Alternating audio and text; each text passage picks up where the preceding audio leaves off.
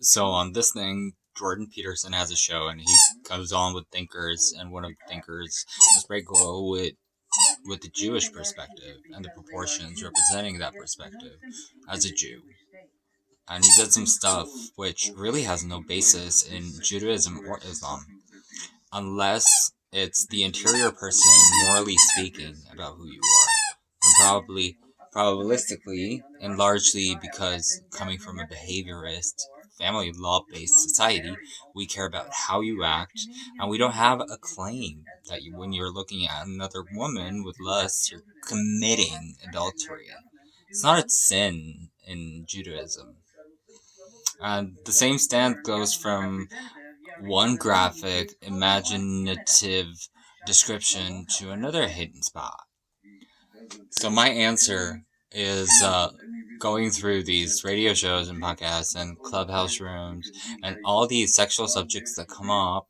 And if my wife calls me and the husband works in as a sexual worker, and I have only one question for them: how is your intel life of intuition with your own husband? Is it good?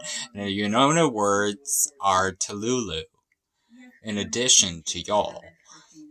So this is not really a religious answer, and I'm giving you nothing more realistic answers. And men want variety.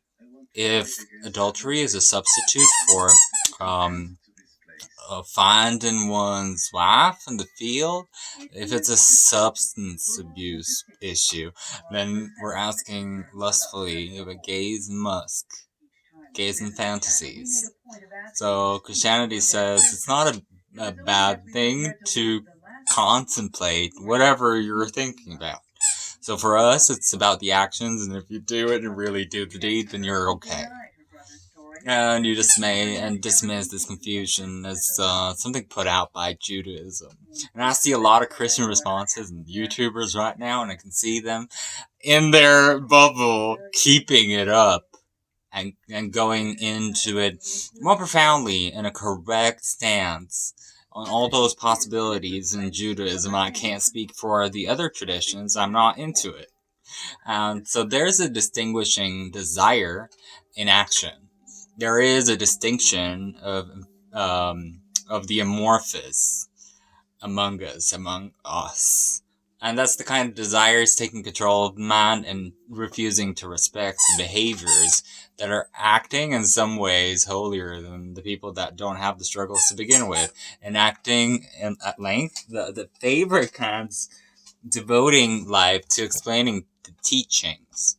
They're called Panya, which is a map I made visually to take the flow of the neurons and connect all these talking points to these rare people that have the void inclination and Deva themselves.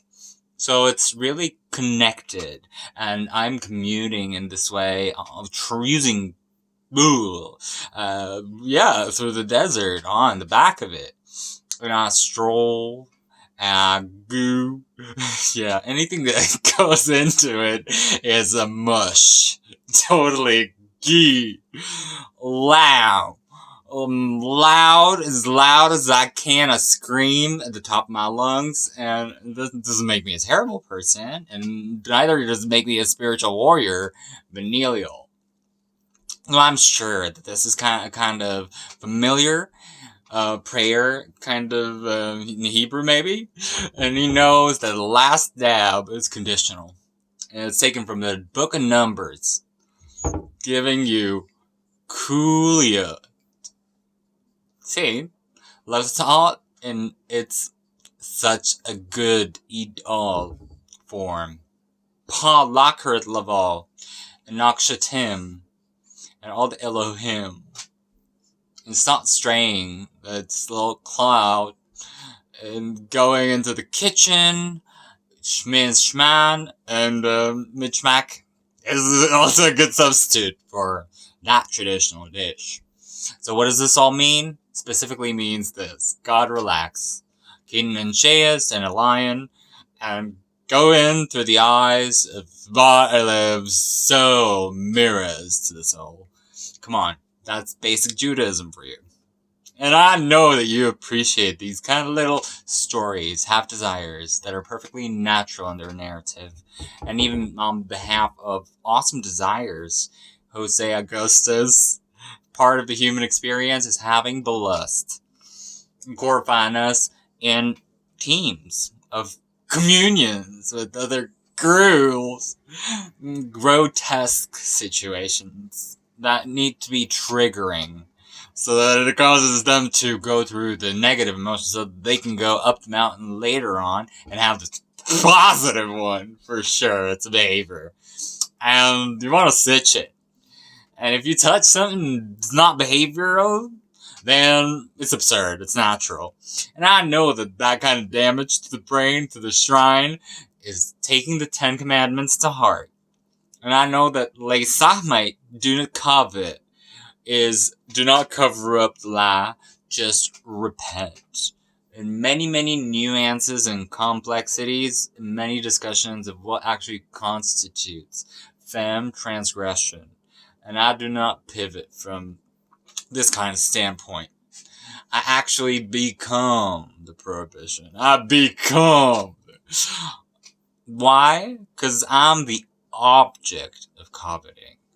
That's my monody. And I'm sure that you know that it's pretty my remedy.